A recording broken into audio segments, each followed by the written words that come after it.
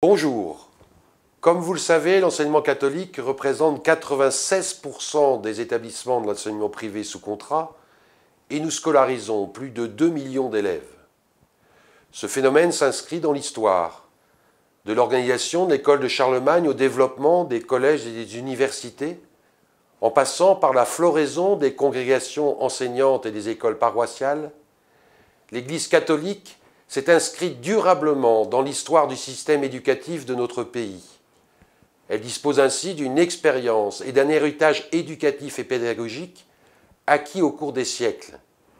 C'est elle qui, la première, a porté l'idée que tous les hommes ont droit à l'éducation au nom de la dignité de la personne humaine.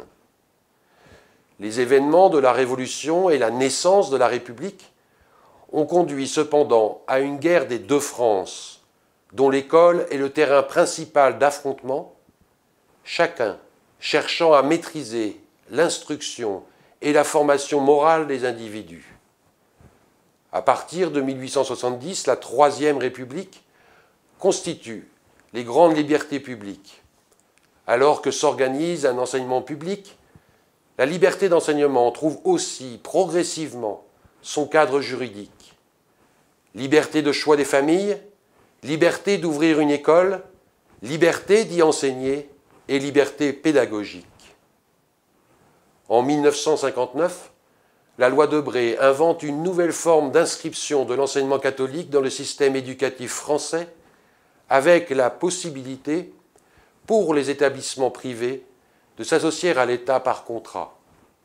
L'affrontement fait place à une coopération par association qui n'est ni une fusion ni une intégration. 60 ans plus tard, la loi Debré demeure une loi d'équilibre. Elle permet à l'enseignement catholique de participer au service public d'éducation en y apportant sa contribution originale. Quelle est cette contribution originale? Ouvert à tous, l'enseignement catholique n'est pas catholique par son recrutement, mais par son projet, dont la source est l'évangile de Jésus-Christ. La personne est unique, elle se construit en relation, elle comporte une dimension aussi bien corporelle, intellectuelle, morale, affective que spirituelle. Elle est vulnérable, elle est libre et responsable. On parle d'éducation intégrale. Une telle conception de la personne humaine oriente le projet d'éducation de l'enseignement catholique qui ne sépare pas enseignement et éducation, transmission des savoirs et éducation à la relation.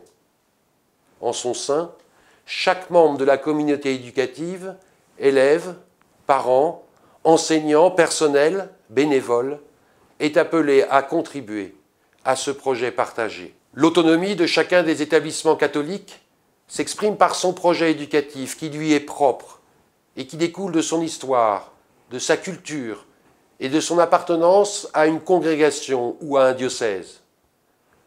Un projet qui fait référence à la vision chrétienne de la personne humaine, mais qui en même temps précise, là et maintenant, quel type d'hommes et de femmes l'établissement envisage de former, développe les orientations nécessaires pour ce faire et permet de discerner les modalités concrètes de l'action éducative de l'établissement. Ce projet n'a d'existence que s'il est porté par la communauté éducative. C'est bien d'ailleurs la communauté qui élabore le projet sous l'impulsion du chef d'établissement et avec l'accompagnement de l'autorité de tutelle. Ainsi, la communauté fait projet, mais tout autant le projet fait communauté, donnant cohérence à son action et cohésion à son organisation. Nous sommes très attachés à cet équilibre essentiel entre visée commune et autonomie des établissements. Je souhaite que l'évaluation de nos établissements soit l'occasion de valoriser l'implication de l'ensemble des communautés éducatives au service de l'instruction et de l'éducation des jeunes. Je vous remercie d'y participer.